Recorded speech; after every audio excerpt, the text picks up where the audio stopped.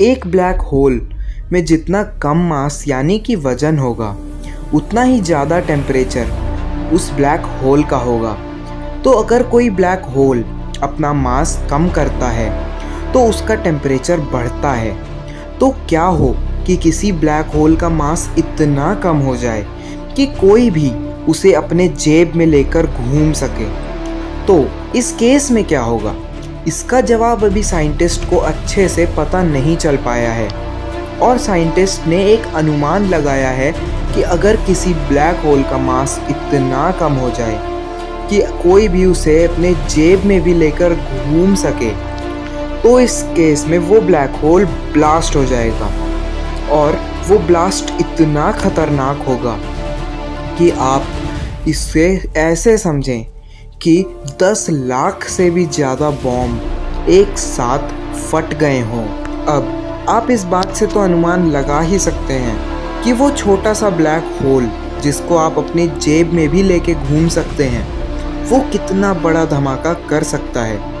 एक black hole जो हमारे सूरज से भी 2 गुना हो तो उसका टेम्परेचर होगा 15 लाख डिग्री सेल्सियस के करीब, और अगर यूनिवर्स हमेशा बढ़ता ही रहेगा तो उसका टेम्परेचर एक माइक्रोवेव के टेम्परेचर के जितना होगा।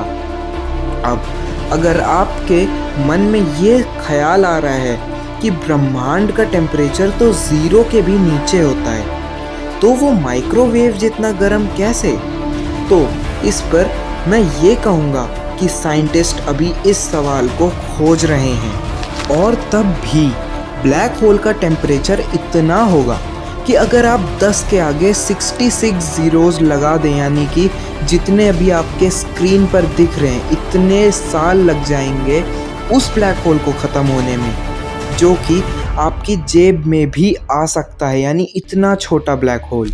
और कमाल की बात यह है कि अगर आप 10 के पीछे 10 ज़ीरोज़ यानी कि 10 के पीछे 10 ज़ीरोज़ लगा दें तो इतनी एज तो अभी हमारे ब्रह्मांड की है, यानी ब्रह्मांड की एज से भी ज़्यादा समय ब्लैक होल को ख़त्म होने में लगता है।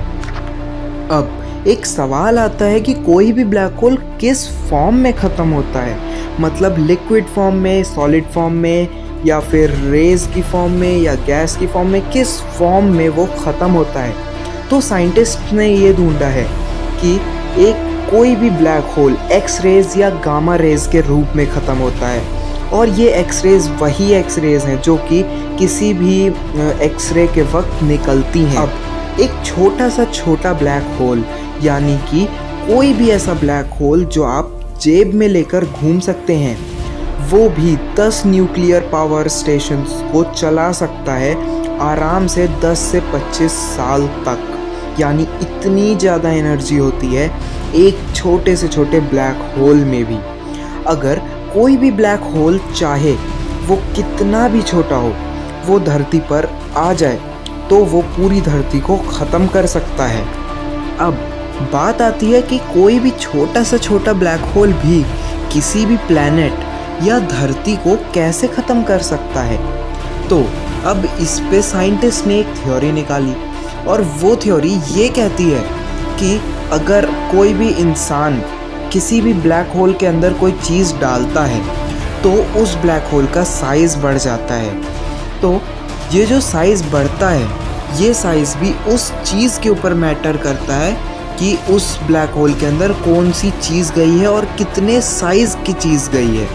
अब अगर मैं इसको सिंपल भाषा में समझाऊं तो मान लीजिए कि आपने किसी ब्लैक होल के अंदर कोई गाड़ी डाली तो उस ब्लैक होल का साइज़ बढ़ेगा, पर अगर सेम ब्लैक होल में आपने गाड़ी के बजाय पेंसिल डाली तो उसका साइज़ तो बढ़ेगा, पर जो गाड़ी वाला ब्लैक होल है उसके साइज़ के मुकाबले कम साइज़ बढ़ेगा इस पेंसिल वाले ब्लैक होल्स का। तो इसी तरह कोई भी ब्लैक होल का साइज़ बढ़ता है।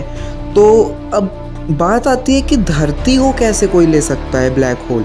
तो अब कोई भी ब्लैक होल हो, वो अपने अंदर 1 ईंट लेगा, 100 ईंट लेगा, 10 ईंटें लेगा, या फिर 1000 ईंटें लेगा।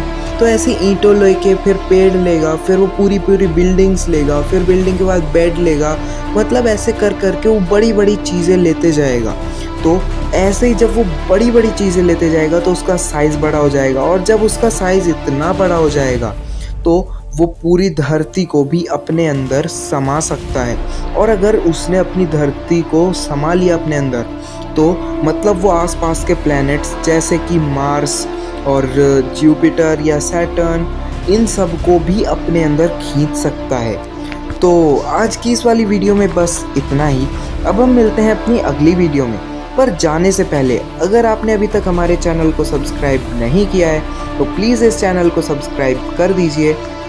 और हाँ, अगर आपने अभी तक इस वीडियो को लाइक नहीं किया है और नीचे कमेंट नहीं किया है तो जल्दी से जल्दी ये दोनों काम भी कर दीजिए।